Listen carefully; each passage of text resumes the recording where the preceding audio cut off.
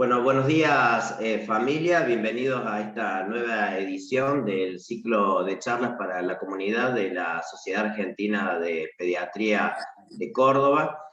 Consideramos importante y necesario transmitir conocimientos y enseñanzas respecto de la crianza de nuestros hijos, dando conceptos prácticos, claros, actualizados, para hacerlo mejor para ellos, para derribar mitos y para también alentar a una salud plena de nuestros pequeños. Y si hablamos del rol de crianza, esta oportunidad y esta bendición que nos brinda la vida a los padres, a los cuidadores, para acompañar a nuestros hijos, tenemos que entender que la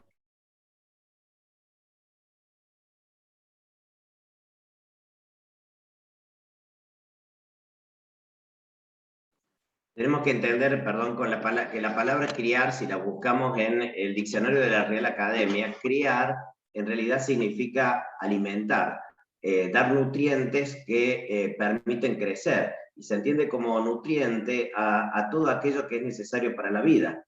No solo aquel alimento tangible, calórico, proteico, que permite favorecer el desarrollo de los tejidos y de la estructura corporal, sino también todas aquellas ideas, los valores, las emociones, los vínculos que también tanto alimentan y permiten el desarrollo.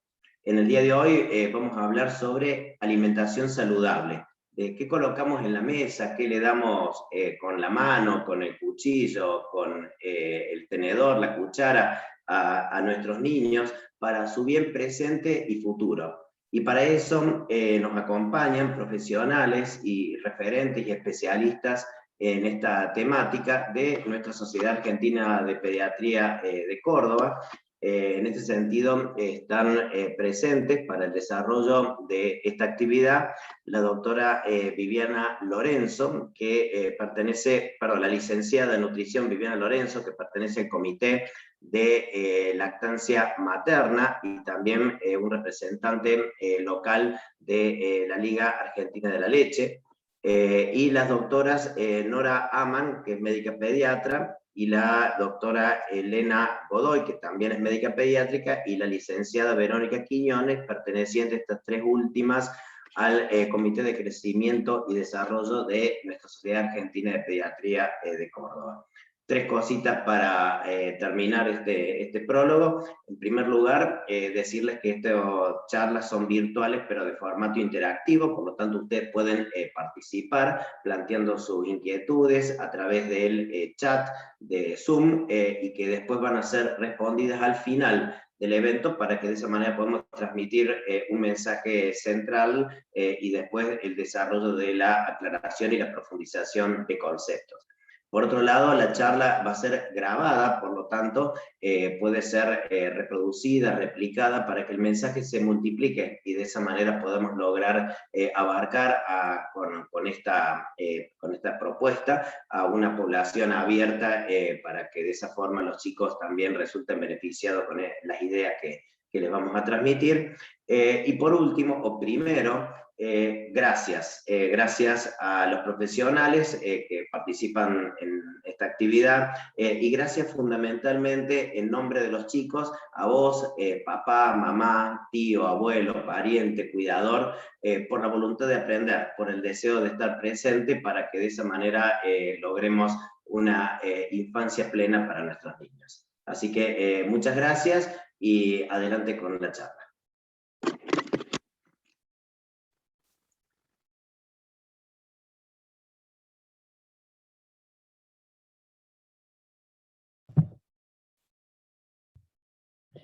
Perdón, yo voy a silenciar a todos, porque así no hay interferencias. Viviana, abrite tu micrófono, así te podemos escuchar.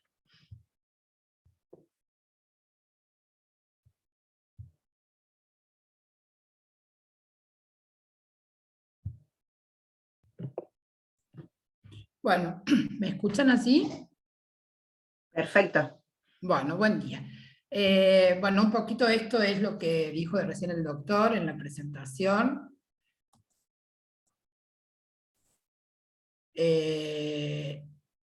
nosotros formamos parte del Comité de Lactancia Materna, del Comité de Crecimiento y Desarrollo y de la SAP Filial Córdoba, con todas estas nutricionistas y pediatras que nos acompañan, que el doctor muy bien presentó recién. Bueno, yo como integrante de la Liga de la Leche Argentina y formando parte de este grupo de Comité de Lactancia, me toca empezar como un inicio de también lo que significa la lactancia en esta alimentación, antes de llegar al plato sobre la mesa, como decía recién el doctor.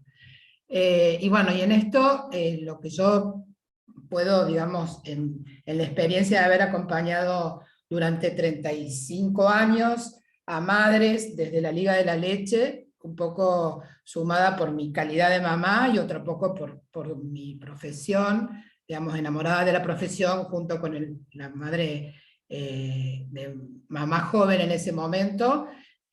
Hoy mis hijas tienen 35 y 30 años, y bueno, la Liga de la Leche me acompañó en todos estos momentos de ir acompañando en el crecimiento y desarrollo de mis niñas. Hoy mujeres que también me han hecho abuela y que siguen con este legado de la lactancia. Nosotros decimos que el bebé recién nacido tiene 3 necesidades básicas que en realidad deberíamos pedirlo desde el momento en que estamos en las consultas con las mamás embarazadas, pedirle a la obstetra esto de que el bebé apenas nazca pueda estar sobre el pecho de su mamá. Decimos que la alimentación, la lactancia materna, no solamente es un alimento que nutre desde su composición química, sino que también le da al bebé todo lo que necesita, ¿no? Y hablamos de esterogestación. Todo lo que el bebé necesita apenas nace, lo va a tener en el pecho de su mamá.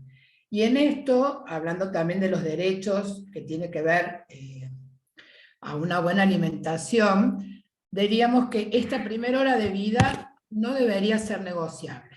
Es más, les pedimos por favor a las familias que no lo negocien, digamos.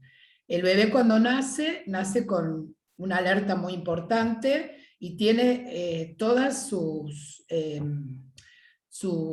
ser mamífero ahí, ¿no? Digamos, como se va a poder desarrollar y se va a poder prender al pecho de la mamá apenas nace, y eso es lo que debemos hacer. El bebé necesita contacto, consuelo, comunicación, y esto se lo da el pecho materno. Entonces decimos que un bebé recién nacido tiene 3 necesidades básicas: el calor del cuerpo de su mamá, el alimento de sus pechos y la seguridad de su presencia. Y amamantar satisface absolutamente todas estas necesidades. No existe ninguna leche de fórmula que se parezca siquiera a la leche que el cuerpo de la mamá produce. La leche materna posee todas las vitaminas, minerales y demás nutrientes que el bebé necesita, incluidos muchos que todavía no se han descubierto, y cambia sutilmente con cada toma, cada día, cada año, para adaptarse a los cambios de las necesidades de su bebé. La leche de mamá es la que el bebé necesita. Nosotros como mamíferas nuestros bebés necesitan leche de nosotras, mamás. Entonces, ¿por qué decimos esto? Porque en realidad los bebés, sean bebés que hayan nacido a término, sean bebés prematuros, la composición química de la leche de la mamá se adapta a sus propias necesidades. Entonces, si nosotros tratamos esto desde el principio, sabemos que un bebé prematuro, cuanto antes pueda recibir leche de su mamá, va a ir evolucionando de una manera mucho más favorable. Por supuesto que tomamos la leche de fórmula como un medicamento, como una situación de que posiblemente los médicos neonatólogos sabrán cómo hacerlo, el bebé lo va a necesitar como un medicamento, pero se ve que los niños prematuros progresan mucho mejor y llegan digamos, a hacer de su vida una vida saludable cuanto antes se le inicie con la alimentación de leche de mamá.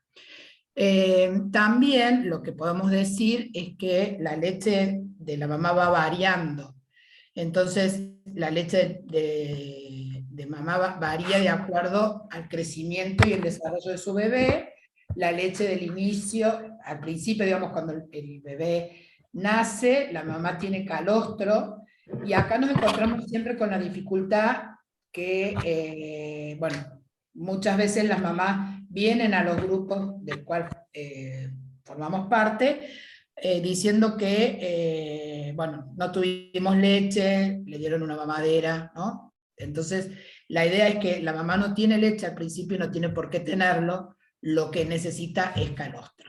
Y esto es lo que nuestro cuerpo va generando naturalmente para cumplir con los requerimientos de nuestra cría, ¿sí?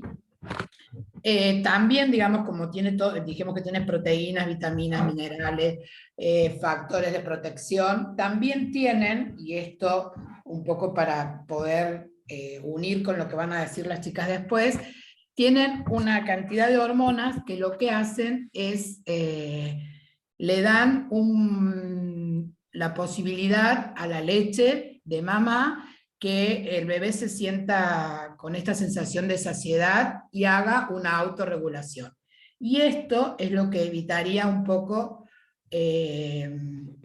digamos, como que nos deja muy tranquilos de que vamos a tener niños que van a autorregular su propia alimentación. Y de esta manera vamos a evitar la obesidad. Ya las chicas los van a hablar con más detenimiento, pero digamos, todo se inicia acá.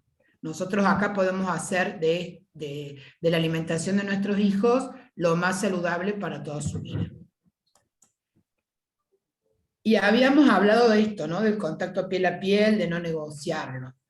Y el contacto piel a piel trae como muchos beneficios, ¿no? Los beneficios, el bebé está en la panza de la mamá, y lo que hace adentro de la panza de la mamá es ir alimentándose, pero tiene todos sus problemas solucionados. Todo le llega en la manera en que la mamá se vaya alimentando de la forma correcta, ¿no? Y saludable, pero ya digamos como que no tiene mucho trabajo para hacer. Cuando el bebé nace, todo lo que tenía adentro de la panza de la mamá, necesitamos volver a tenerlo afuera. Entonces, practicar esto del contacto piel a piel trae como beneficios que el bebé va a seguir creciendo saludablemente y va a ir aprendiendo todo lo que tiene que aprender. Va a ir escuchando los latidos cardíacos de su mamá, que ya le resultan familiares porque ya los escuchaba en la panza.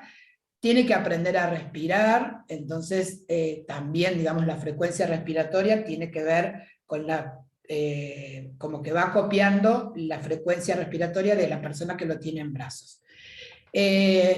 También está bueno de que el contacto piel a piel sea también apenas nace, porque lo que le hace a la mamá y el bebé, esto de estar juntos, es que el bebé puede ir reptando, y a veces se prenden, a veces no, pero hay que darles tiempo para esto, y se va a prender al pecho de la mamá de una forma muy natural. Y lo hace porque las glándulas de Montgomery, que son las que están alrededor de la areola, tienen una secreción que tiene un olor muy parecido al líquido amniótico que al bebé le resulta conocido de la panza de su mamá. También digamos como que esto les permite reconocerse, ¿no? La mamá va a aprender a ser mamá en la medida en que este contacto a piel continúe, y el bebé va a aprender a ser hijo con este mismo contacto piel a piel. Y se van a ir reconociendo naturalmente. Bueno, también digamos que el bebé esté en contacto con la piel de su mamá, le da una sensación de seguridad, en donde se reduce, digamos, el estrés, y muy por el contrario de lo que cree la mayoría de la gente, por lo que escuchamos que nos aconsejan cuando somos mamás, es que el bebé no se malcría, sino que si uno va y responde inmediatamente al llanto, lo que significa para el resto del mundo malcriar, para nosotros es atender las necesidades del bebé. Y cuando uno lo pone cerca de su piel, lo que hace es reducir el estrés y por lo tanto el llanto. El bebé en brazos de la mamá se calma, ¿sí? Y también decimos que la piel de la mamá es la mejor incubadora en caso de hacer falta. Aumenta, favorece la regulación de la temperatura corporal y se dice que aumenta en 2 grados la temperatura. O sea que si necesitamos un bebé en incubadora, habría que ver de costo-beneficio en este caso, y poder ver qué es más beneficioso, que el bebé se quede en una incubadora o sobre el pecho de la mamá. Obviamente que hablamos de niños que no tengan ningún inconveniente en su salud para poder estar en contacto con la mamá. Bueno, y también esto, ¿no? De que muchas veces se tiene miedo que el bebé le baje los niveles de glucosa en sangre, y esto se puede prevenir con el contacto piel a piel en esta primera hora, porque en realidad empiezan a movilizarse una cantidad de hormonas que son necesarias para que esto pase, y prevenimos todo este tipo de enfermedades que pueden realizarse con baja de glucosa. También el tenerlo en brazos disminuye, mejor dicho, aumenta el estado de calma y relajación, y disminuye todo el estrés que le produce al bebé el hecho de haber nacido, sea por parto natural o por cesárea. También el contacto piel a piel hace que el bebé recién nacido se conecte a la flora bacteriana normal de la piel de su mamá. Y el contacto piel a piel debería ser con su mamá, porque si lo empezamos como a manipular dentro de la sala de parto, el bebé se va a colonizar de las bacterias de las otras familias, digamos, ¿no? De las personas que lo están manipulando. Siempre hablamos de esto, ¿no? De la flora bacteriana como los bichitos buenos que necesita el bebé para su nutrición. Bueno, y también, hablando también de autorregulación, el bebé que está sobre el pecho de su mamá mejora la capacidad para calmarse a sí mismo. Y se activan en forma natural los reflejos que necesita el bebé para poder prenderse efectivamente al pecho.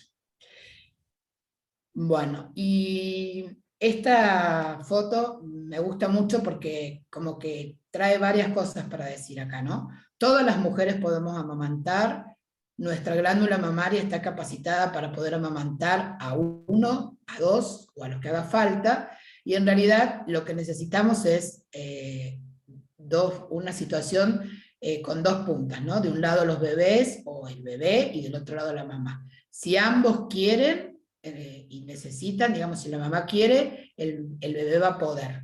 Y esto me parece como muy, muy lindo porque es una mamá real que venía a los grupos y que, bueno, vemos que se está peinando, que está dándole la teta a sus bebés, tomando mate y leyendo un libro.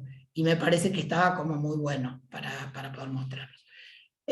También decirles que esto de ver un poco cuáles son los tamaños del estómago del bebé en relación a la cantidad de leche que vamos produciendo, esto es como que va en simultáneo, ¿no?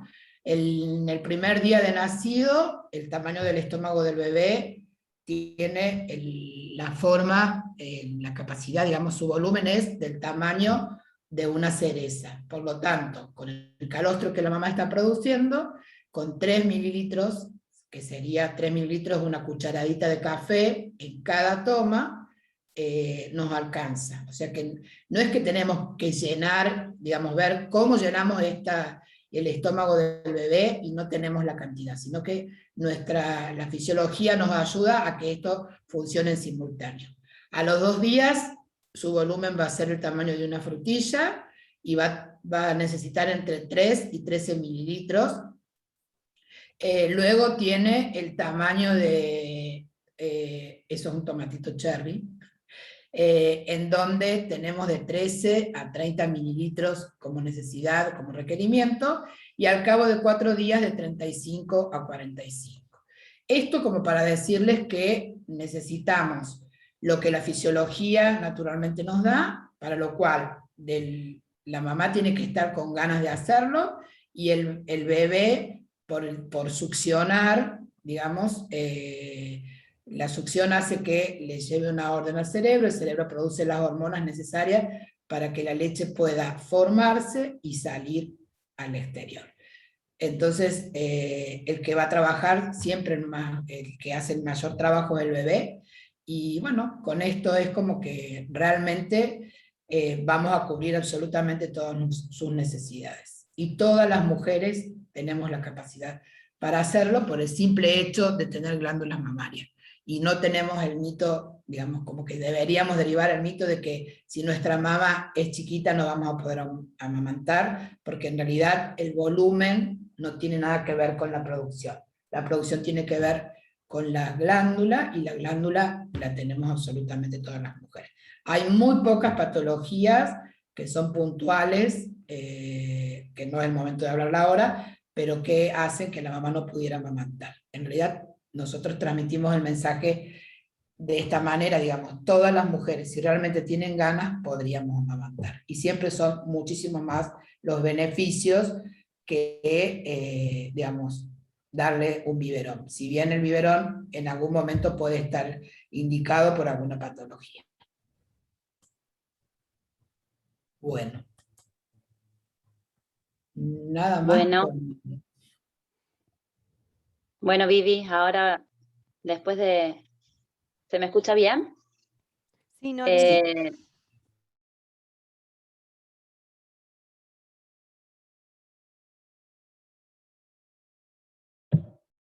Norita, reactiva tu micrófono porque tengo todo silenciado. Ahí está, ahí ¿se me escucha? ¿Me escuchas ahí? Bien. Perdón, les que estaba diciendo, gracias Vivi, yo soy la doctora Aman y ahora vamos a hablar de un poquito del momento de la introducción de los semisólidos, después de haber hablado de todos los beneficios de lo que es para un niño recibir lactancia materna, llegamos al momento de introducir algo más además de la leche de mamá, y surgen un montón de interrogantes. Para quienes trabajamos con infancia, sabemos que en ese momento los papás se llenan de preguntas, y son muchas los interrogantes, como yo puse ahí: ¿por qué alimentación complementaria? ¿Qué alimentos le podemos dar? ¿Qué alimentos no? ¿Se puede dar agua? ¿Qué pasa con la lactancia en ese momento? A lo largo de este tiempo hemos cambiado algunas indicaciones, eso pasa en todos los aspectos médicos, vamos sabiendo cosas nuevas, y está bueno que así sea, que aprendamos más y que lo podamos transmitir, y que siempre las familias tomen decisiones en base a la información. Lo más importante en estos momentos es no desesperarnos y siempre recibir información adecuada, oportuna, para poder acompañar en esto, que es un proceso. Alimentarse, como todos los otros ítems del desarrollo de un chico, es un proceso, y nosotros tenemos que estar acompañando de la mejor manera, con calidez. La próxima, Vivi.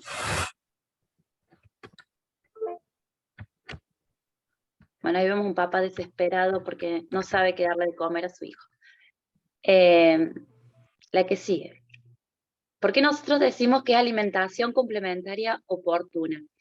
Ustedes ven en esa foto, y como lo dijo el doctor Polakov, alimentar es dar amor, no es dar alimentos, no es dar comida. Alimentar tiene que ver con la forma en la que nosotros ofrecemos esos alimentos. Por eso dar de comer es una cosa y alimentar es otra. Después veremos qué le damos, pero para nosotros lo más importante es la forma en que los ofrecemos. ¿Por qué decimos que es complementaria? Complementaria es porque complementa a la lactancia materna. Sabemos que las indicaciones: ofrecer pecho materno hasta los 2 años de vida, y sabemos que hasta el año de vida la leche materna es el principal alimento. Es decir, que estamos complementando esa lactancia materna, ofreciendo otra variedad y calidad de alimentos, que ahora vamos a ver cuáles son. Ahí está, ¿ven? Ahí vemos un bebé que se sigue alimentando del pecho de su mamá, y que a su vez va a empezar a explorar nuevos alimentos a partir de una edad determinada, y por eso decimos que tiene que ser oportuna. ¿Por qué oportuna? Porque, a ver la otra fotito, Vivi. Ahí está, ahí vemos un bebé que se está intentando sentar.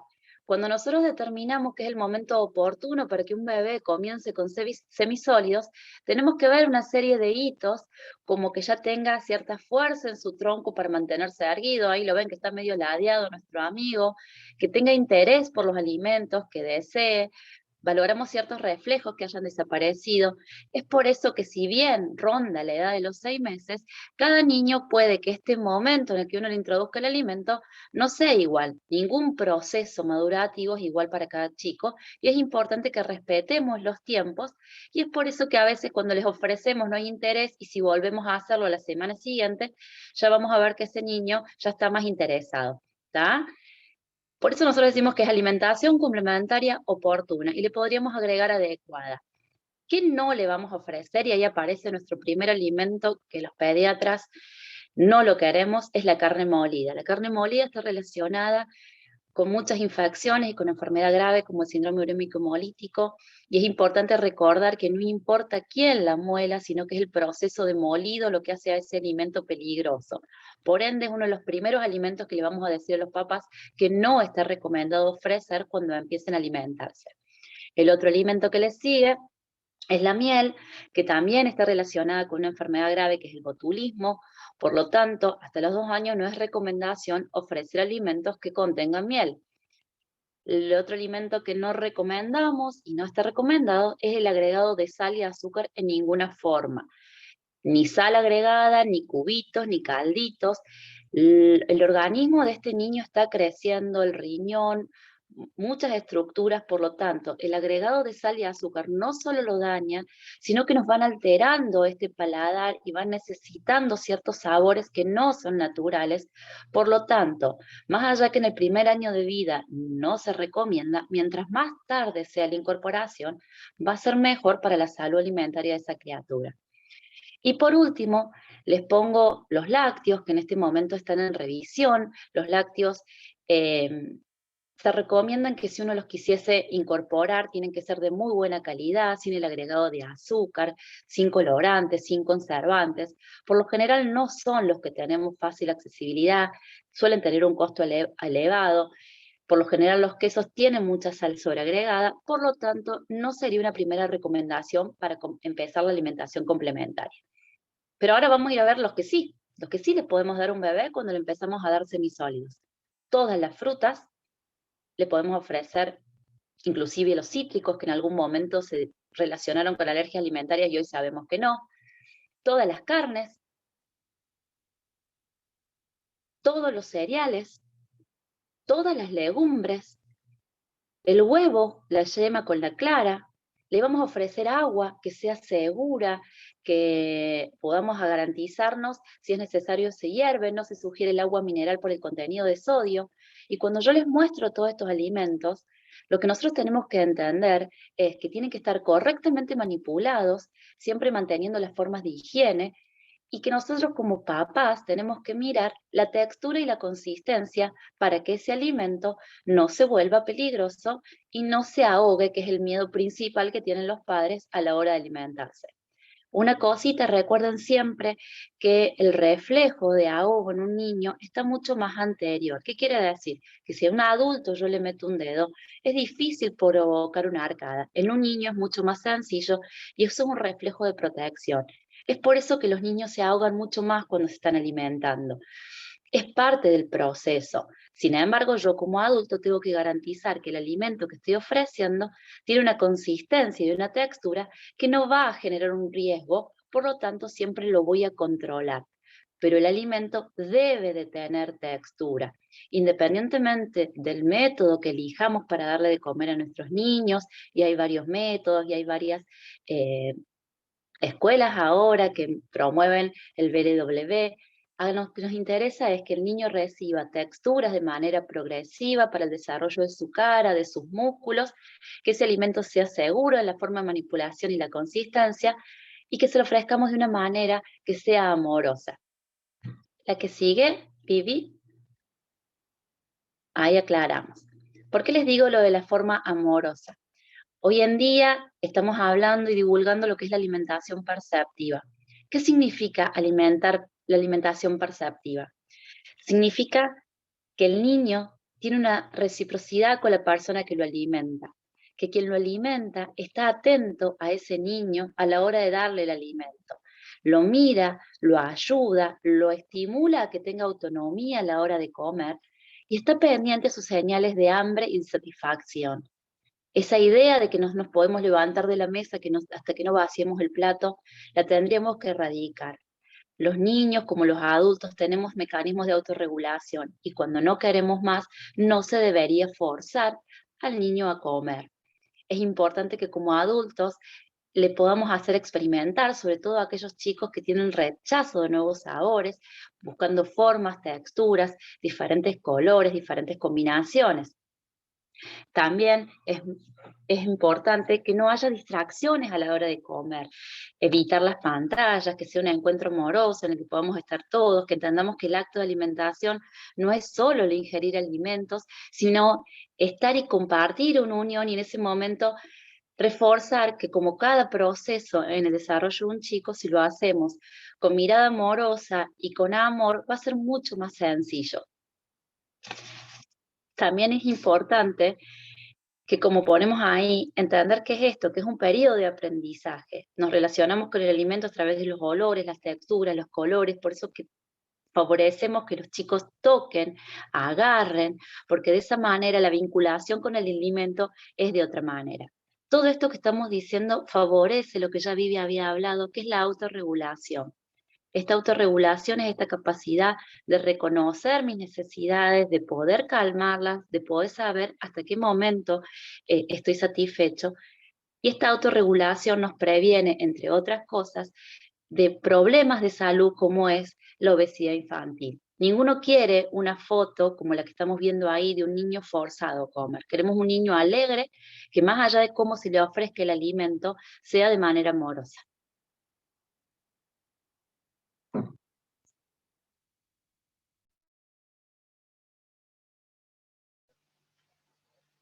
Hola, buenos días. ¿Se me escucha? Bueno, yo soy la doctora Godoy. A mí me toca hablar de obesidad infantil, ¿sí? Con este pie que me dio Nora. Hablamos de obesidad cuando vemos un exceso de grasa corporal, cuya magnitud y distribución afectan en forma negativa la salud del individuo, ¿sí? Por eso nos preocupa tanto a nosotros los pediatras que nuestros niños en los controles, cuando los pesamos, los medimos y calculamos el índice de masa corporal, que lo encontramos dentro de percentilos mayores a los que debería tener por su edad. Sabemos que la obesidad es una enfermedad que fue definida en el año 2007 por la Organización Mundial de la Salud como tal, es crónica y es de origen multifactorial. Vivi, si querés ir pasando las imágenes. ¿Por qué decimos que es de causa multifactorial? Porque intervienen factores biológicos, genéticos, psicológicos propios del individuo, pero así también otras cuestiones culturales, medioambientales, sociales, que también van a influir en el desarrollo de la obesidad. Sabemos que en los últimos años han aumentado los casos de obesidad infantil, constituyendo uno de los principales problemas de malnutrición en nuestros niños, y este aumento de la obesidad constituye actualmente una epidemia, constituyendo de por sí un problema de salud pública. Pásame la otra. ¿Y por qué nos preocupa a los pediatras? Porque en Argentina tienen obesidad aproximadamente el 10% de los niños menores de 5 años, y se estima que 1 de cada 3 niños en edad escolar tienen obesidad. Con respecto a los niños, niñas y adolescentes entre los 5 y los 17 años, un 20,4% de los mismos tienen obesidad. Y esto trae aparejado complicaciones. Pásame, Vivi. Complicaciones que van a ser, por ejemplo, depresión, menor autoestima, desórdenes alimentarios, bullying, dificultades en la socialización. Además, problemas orgánicos, por ejemplo, a nivel pulmonar, el desarrollo de asma, de problemas en la conciliación del sueño, insomnio, apneas del sueño, intolerancia al ejercicio, problemas hepáticos como hígado graso no alcohólico, mayor desarrollo de colecistitis, de cálculos biliares, problemas en las articulaciones y en los huesos, como deformidades, fracturas y problemas en la piel. Y además, algo que no es menor, la obesidad infantil está relacionada al desarrollo de enfermedades no transmisibles en la edad adulta, como la diabetes tipo 2, la hipertensión arterial, la dislipemia, y tiene alta probabilidad de que si un niño es obeso en su etapa infantil, más posibilidades de que cuando sea adulto también sea obeso. Siguiente. ¿Y qué ha llevado a que los niños, o sea, veamos tanto a obesidad infantil? Es que estamos inmersos en un ambiente que es obesogénico. Estos ambientes obesogénicos son entornos que favorecen el desarrollo de la obesidad al promover malos hábitos alimentarios y un sedentarismo, una poca actividad física. Empezando por la familia, ¿sí? En donde sabemos que la alimentación es un acto social y los primeros contactos, como dijo Nora, que tenemos con los alimentos es en el núcleo familiar, y ahí es donde se van a determinar y definir todas las preferencias y los hábitos nutricionales. Entonces depende mucho de qué es lo que nosotros ofrecemos a nuestros niños para favorecer este ambiente obesogénico. Por otro lado, el sedentarismo, que ha ido aumentando progresivamente en los últimos años, que se vio muy reforzado estos últimos 2 años, particularmente con la pandemia, donde los niños no salían ni siquiera a jugar a las plazas, no iban a la escuela, y aumentaron el uso también de las pantallas, también por una cuestión de ocio, pero también una cuestión educativa. Los niños iban a la escuela a través de las pantallas, y todo esto sumó a este sedentarismo. Y también el hecho de que actualmente las pantallas están toda la vida diaria, incluido el momento de la alimentación. Con lo cual observamos niños que están comiendo con una pantalla sin identificar qué es lo que comen, cómo lo comen, cuánto comen. Y por otro lado, los alimentos ultraprocesados, que son estos que tenemos ahí en esa imagen, donde vemos las gaseosas, los snacks, las galletitas, todos alimentos que están listos para comer, para su consumo, que tienen alto contenido de sal, de azúcar y de grasas, y que tienen pocos valores nutritivos. Entonces, ¿qué podemos hacer para estos niños, para mejorar este ambiente obesogénico? Ofrecerles un ambiente saludable, iniciando desde el embarazo con una buena alimentación, promoviendo la lactancia materna exclusiva los primeros 6 meses de vida y continuada hasta los 2 años o más, y con la incorporación adecuada y oportuna de la alimentación complementaria, con alimentos nutricionalmente adecuados, que nos van a permitir que estos niños, cuando sean más grandes, tengan mayores opciones a la hora de elegir de forma saludable. Favorecer un estilo de vida activo, realizar actividades físicas como juegos, deportes, juegos de recreación, y disminuir las actividades sedentarias y el ocio a menos de 2 horas al día. Y el Estado, por otro lado, también debería intervenir en este ambiente saludable. Por eso ahí puse la imagen de la ley de etiquetado ya, que esto nos va a permitir saber cuál es la composición de los alimentos que estamos consumiendo, poder elegir con información qué es lo que queremos comer y qué es lo que le queremos dar a nuestros niños, y poder elegir alimentos que sean nutricionalmente adecuados. Bueno, como finalizar es que la epidemia de la obesidad, nosotros lo podamos parar, es una responsabilidad de todos, tanto de la familia como del equipo de salud, pero también del Estado. Bueno, perdón, antes que empiece Vero, si alguien quiere ir a hacer preguntas en el chat, pueden comenzar a hacerlo, las respondemos al final cada uno de los disertantes. Pueden decir qué pregunta es y para quién. Bueno, buenos días a todos.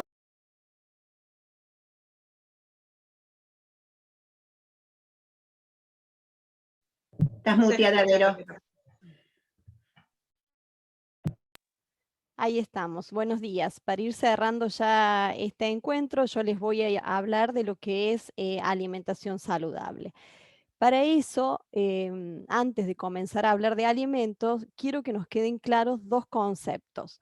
El primero es que el bebé del cual estuvimos hablando, los niños, si bien hablamos de lactancia materna, alimentación complementaria oportuna, estos niños están insertos en un medio ambiente familiar.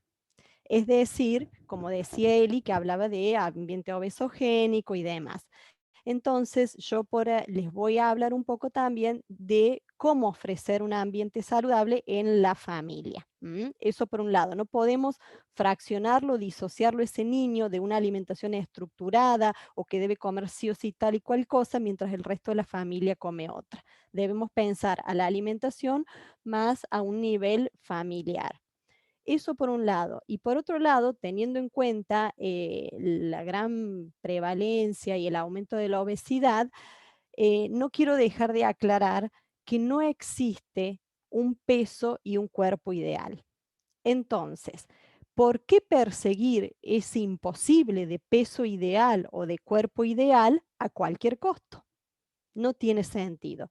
Entonces debemos partir de que debemos apostar a respetar las singularidades y las particularidades de cada uno, de cada niño, y por ahí destronar un poco esta tiranía de ideales actuales y de dietas que están al servicio de este ideal.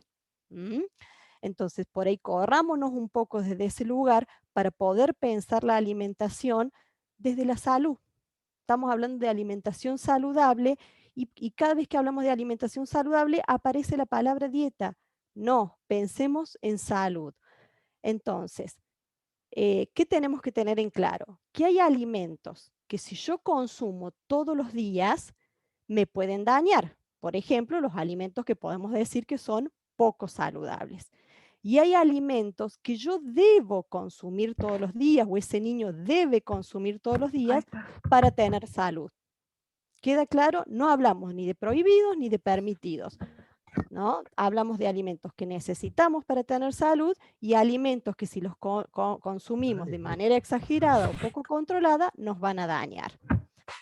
Ahora bien, fíjense acá en esta diapositiva, arriba a la derecha tienen el plato de las guías alimentarias para la población infantil, donde tenemos colocado en la mitad del plato las frutas y verduras, un cuarto de plato las carnes y huevos, y en el otro cuarto de plato cereales, legumbres, harinas, panes.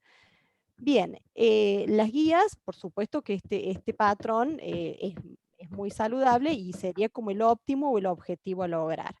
Ahora bien, si lo tengamos a ese presente, pero pensemos también a nivel familiar cómo vamos a distribuir estos tres grupos de alimentos que por ahí son los principales.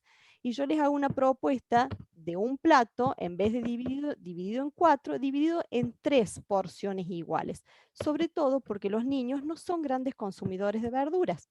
Yo a un niño le ofrezco medio plato de verdura y es muy probable que no lo consuma. Va a preferir un poco más las proteínas o los hidratos de carbono, no solo por gusto, por preferencia, sino porque biológicamente lo necesita también. Necesita un mayor aporte proteico o de hidratos de carbono, que es el grupo de los cereales, las pastas y las legumbres que vemos ahí en el número 2. Entonces, ¿cómo ofrecemos un plato saludable? Con estos tres grupos de alimentos: carnes y huevos, verduras por otro lado, y los cereales y las legumbres. Ahora bien, todos los días, en todas las comidas, ¿podemos armar este plato con el ritmo de vida que llevamos y demás? Por ahí se dificulta. Ahora bien, si lo podemos lograr, pero ¿qué nos puede suceder? Que yo hoy cociné, a lo mejor, o se preparó en la casa, un plato de ñoquis con salsa. ¿Dónde pongo la verdura? ¿No? Entonces, ¿qué hacemos? completamos este plato en la comida siguiente. Si yo en el almuerzo preparé pastas, solo pastas, en la cena puedo ofrecer algo de verduras y carnes. Y de esa forma completo a lo largo del día con esta imagen de plato saludable. Vamos a la realidad. Hice los ñoquis, hice el plato de pasta, me sobró. A la noche, ¿qué hago? Es muy probable que se caliente esa comida y se vuelva a ofrecer. No está mal, pero ya pensemos que al día siguiente deberíamos quizás ofrecer lo que no ofrecimos en este día, que fue variedad. Entonces al día siguiente podemos ofrecer alguna preparación con verduras y con carnes. ¿Se entiende? Entonces, lograr el plato saludable se puede lograr en la misma comida con estos 3 grupos de alimentos, se puede lograr a lo largo del día, ofreciendo estos 3 grupos a lo largo del día, o incluso a lo largo de varios días. Pero si tenemos en cuenta al momento de planificar estos 3, vamos a ir jugando, digamos, cómo incorporarlos y que estén. A eso le vamos a agregar la fruta, las porciones de lácteos. Pero bueno, vamos, como para ir avanzando, a ver el tema de cómo organizar las compras. ¿Qué comprar y dónde? Al momento de comprar, tenemos que pensar más en ir a una verdulería, a una carnicería, a una feria, a un mercado que nos va a ofrecer productos frescos que a la despensa o el supermercado. Yo de la despensa y el super me vengo con el pancho y el pan o la galleta dulce. ¿Se entiende? Entonces, acudir a estos centros que nos van a ofrecer alimentos o productos más frescos. Con respecto a la cantidad, en el caso de los niños que por ahí nos demandan, por supuesto, productos procesados como son golosinas, snacks, galletas dulces, lo que tenemos que lograr es disminuir el tamaño de la porción. ¿Cómo? Comprando el más chico. En vez de comprar, por ejemplo, un paquete de papas fritas grande, tiene que ser el pequeño, porque el niño lo va a comer de todo.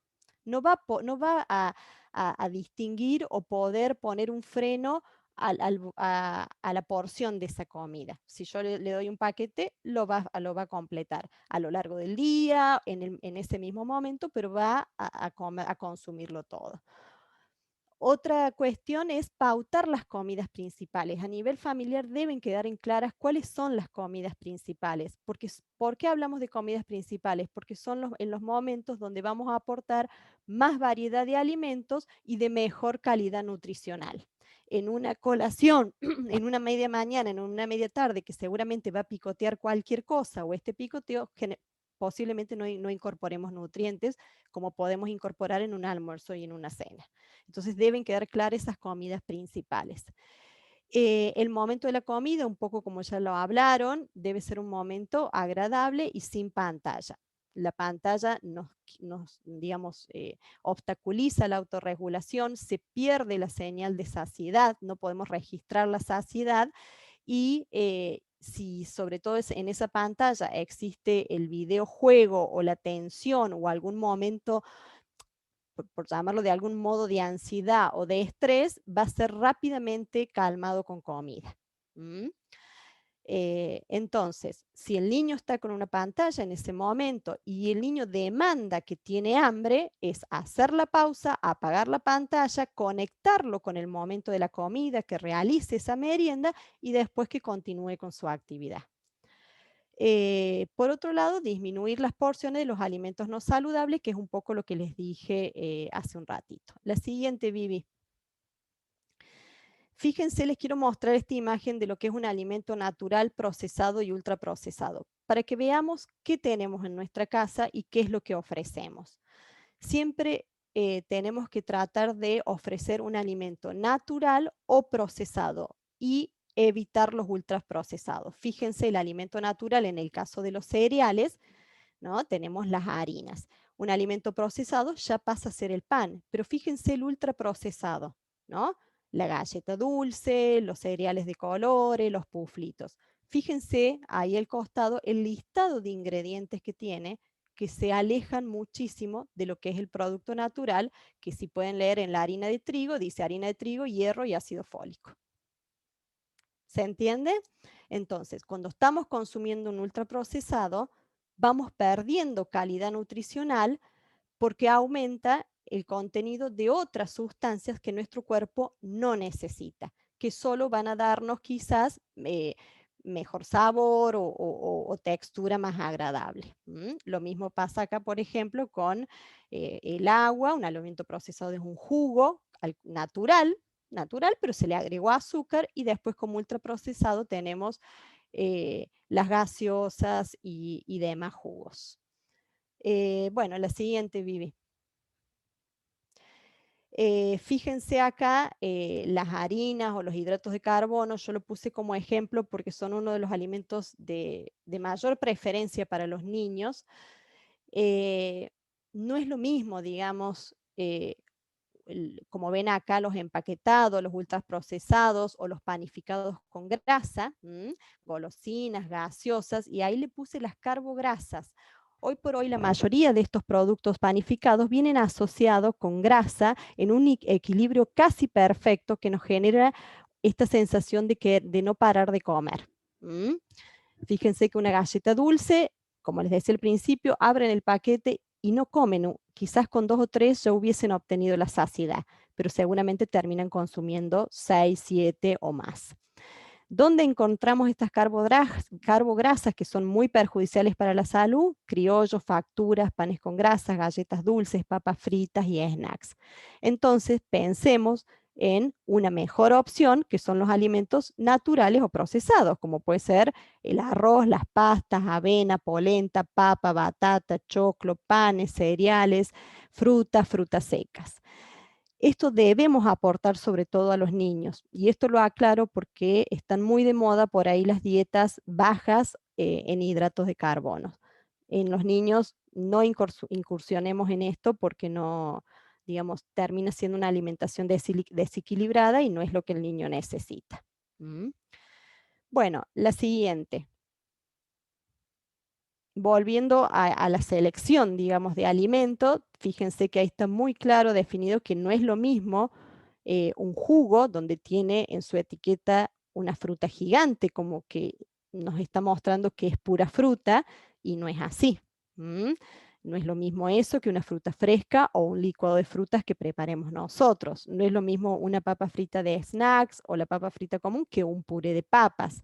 No es lo mismo una galleta dulce, un panificado, que el pan, que el pan común. Y esto lo aclaro porque siempre el pan fue puesto como el peor enemigo o el que me hace engordar. Y estamos hablando de un alimento bastante noble al lado de todos estos productos procesados, como son sobre todo las galletas dulces, que prácticamente son de consumo diario en muchos niños. Un poco para ir cerrando y teniendo en cuenta lo que dijeron las compañeras anteriormente, pensemos la alimentación y el acto de comer como un acto biológico y natural que necesitamos para subsistir, pero también como un acto social, ¿no?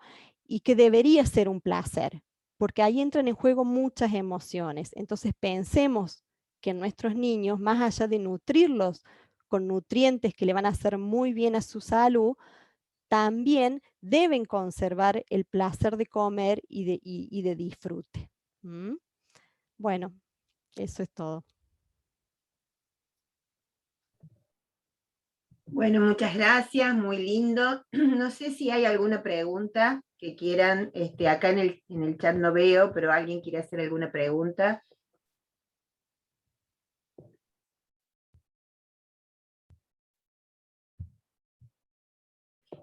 Bueno, a mí por lo que ustedes dijeron, se me ocurren también, por lo que dijiste, Vero, o sea, o Nora, porque Nora habló un poco de los lácteos también.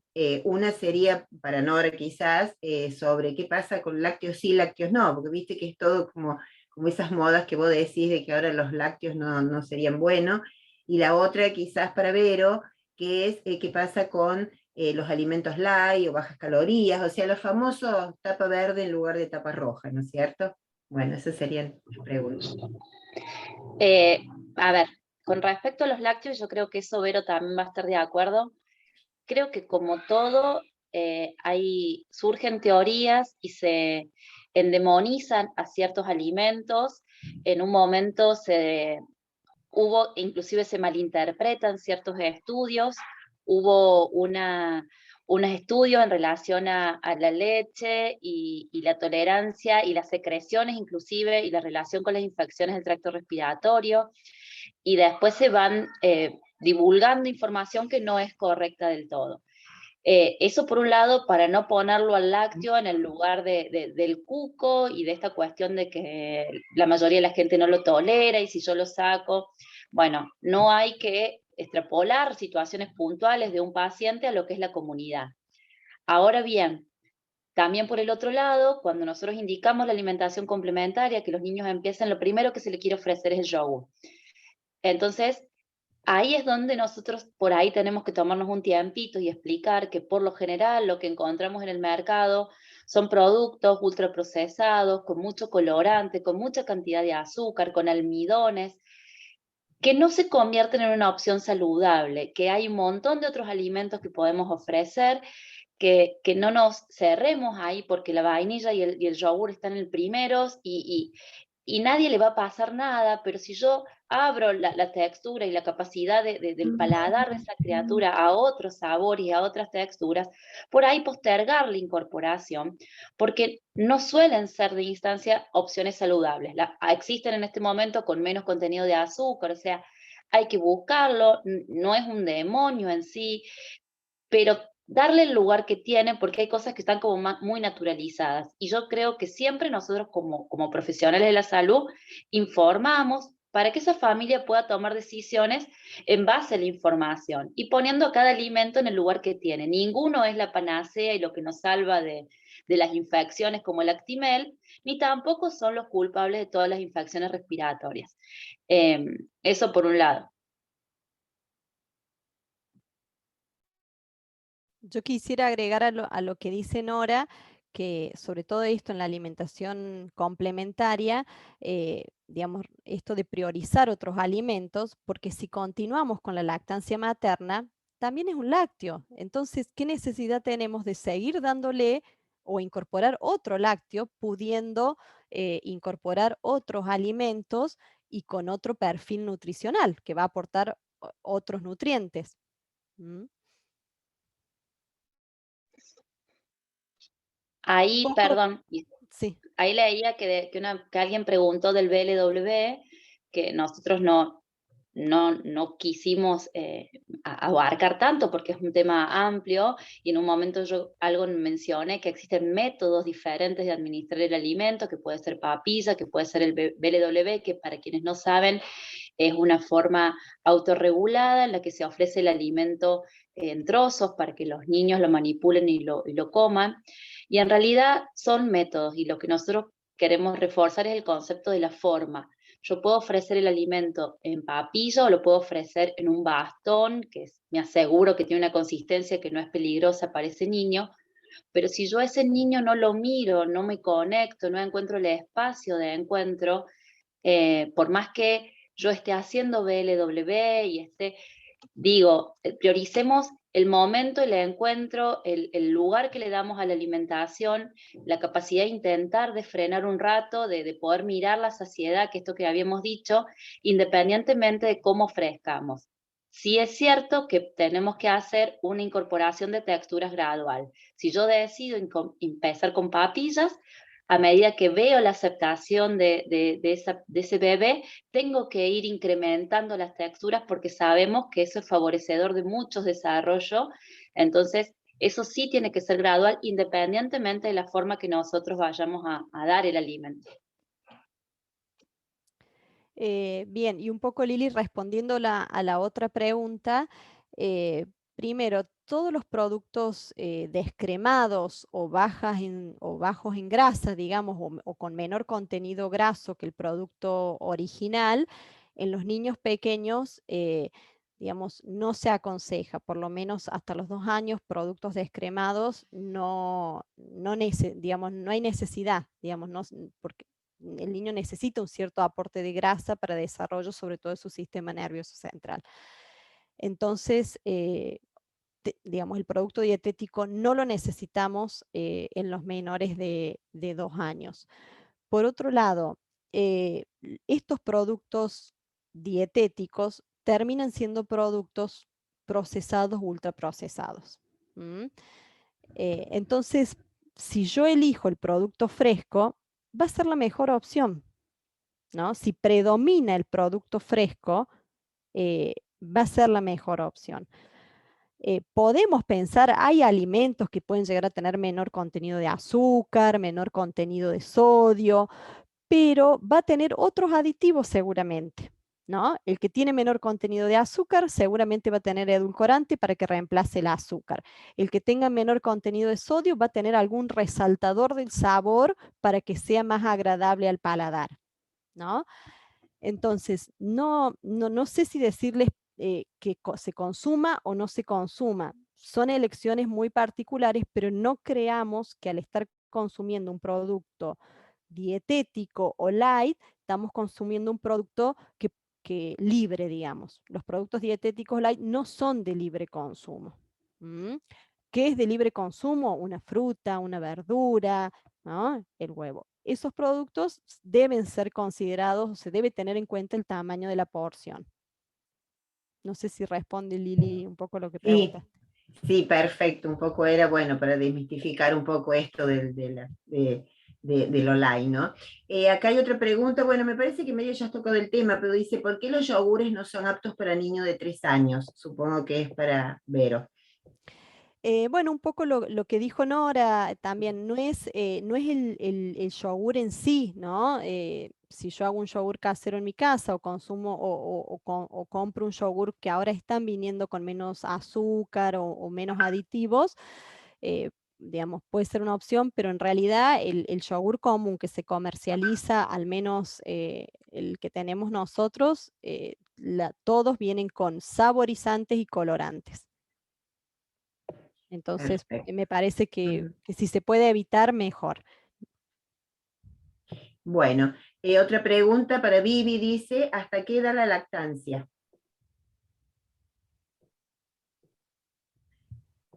Vivi, el micrófono. Primero quería completar un poco lo que decían las chicas, que tiene que ver con la textura de los alimentos, ¿no?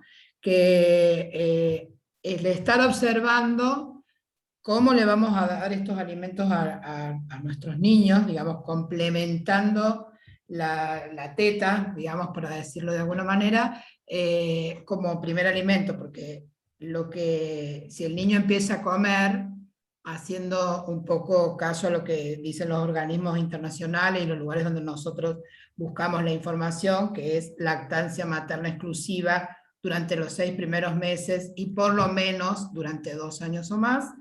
Acá lo que hacemos es incorporar los alimentos cuando el niño está apto, por lo tanto también tenemos que observar si este niño, como decían las chicas, se puede sentar solo, si puede seguir y tiene ganas de recibir estos alimentos, y después ver que va a estar capacitado para hacerlo, ¿no? Cualquiera sea la modalidad, si se puede ser una papilla o puede ser un alimento en trozos. Y después esto de que también hay beneficios para los niños mayores que todavía siguen tomando la teta, lo que no quiere decir que estén solamente con la leche de mamá, sino que ya están sentados a la mesa familiar, comiendo en armonía en una mesa y con alimentos saludables, iguales que lo que comen los adultos.